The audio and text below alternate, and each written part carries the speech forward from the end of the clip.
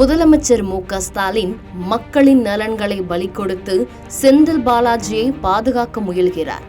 இதற்கு உச்சநீதிமன்றமே கண்டனம் தெரிவித்திருக்கும் நிலையில் தமது நீதி தவறிய செயலுக்காக தமிழக மக்களிடம் அவர் மன்னிப்பு கேட்க வேண்டும் என்று பாமக அன்புமணி ராமதாஸ் தெரிவித்துள்ளார்.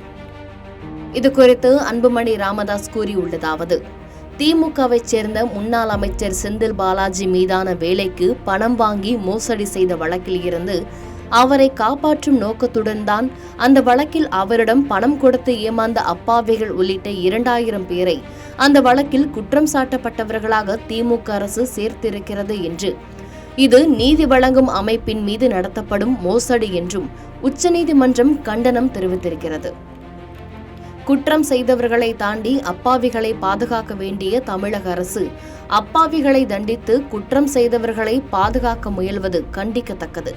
2014ஆம் ஆண்டு நவம்பர் மாதத்தில் அரசு போக்குவரத்து கழகத்தின் 5 கோட்டங்களில் 1630 பணிகளுக்கான ஆள் தேர்வு அறிக்கை வெளியிடப்பட்ட நிலையில் நடத்துனர் பணிக்கு 1.75 லட்சம் தொடங்கி உதவி பொறியாளருக்கு 12 லட்சம் வரை செந்தில் பாலாஜி கையூட்டு வாங்கி குவித்ததாக அவர் மீது வழக்கு பதிவு செய்யப்பட்டிருக்கிறது. ஆனால் செந்தில் பாலாஜி அவரது செல்வாக்கை பயன்படுத்தி தம் மீது புகார் கொடுத்த அனைவருக்கும் பணத்தை கொடுத்து புகார்களை திரும்ப பெறச் செய்தார். இதை சென்னை உயர்நீதிமன்றம் ஏற்றுக்கொண்டு அவரை விடுதலை செய்தது. ஆனால் அதை ஏற்க மறுத்த உச்சநீதிமன்றம் செந்தில் பாலாஜி மீது மீண்டும் வழக்கு தொடர்ந்து நடத்த வேண்டும் என்று ஆணையிட்டது. அதன் அடிப்படையில் வழக்கு பதிவு செய்த திமுக அரசு செந்தில் பாலாஜி மற்றும் அவருக்கு துணையாக இருந்தவர்களை மட்டும் குற்றம் சாட்டப்பட்டவர்களாக சேர்க்காமல் அவரிடம் பணம் கொடுத்து ஏமாந்தவர்களையும் வழக்கில் சேர்த்திருக்கிறது. இதைத்தான் உச்சநீதிமன்றம் கண்டித்திருக்கிறது.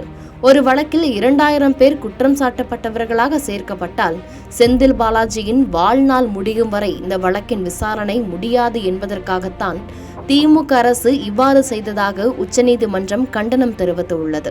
இதற்காக காவல்துறையை தமது கட்டுப்பாட்டில் வைத்திருக்கும் முதலமைச்சர் ஸ்டாலின் அவர்கள் வெட்கி தலைகுனிய வேண்டும். உச்சநீதிமன்ற நீதிபதிகள் இப்போது தெரிவித்திருக்கும் கருத்தை கடந்த காலங்களிலேயே பாமக தெரிவித்துள்ளது என அன்புமணி தெரிவித்துள்ளார்.